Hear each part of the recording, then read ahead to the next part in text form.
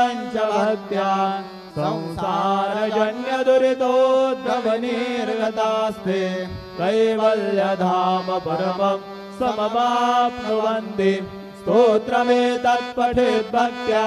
यो नरस्तन्मनः सदा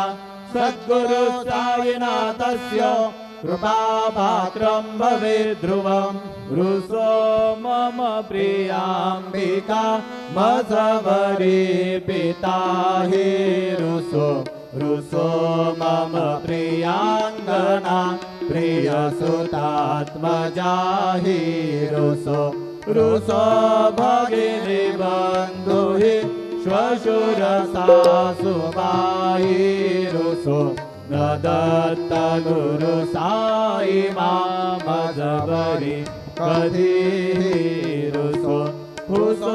न सुनबाई त्या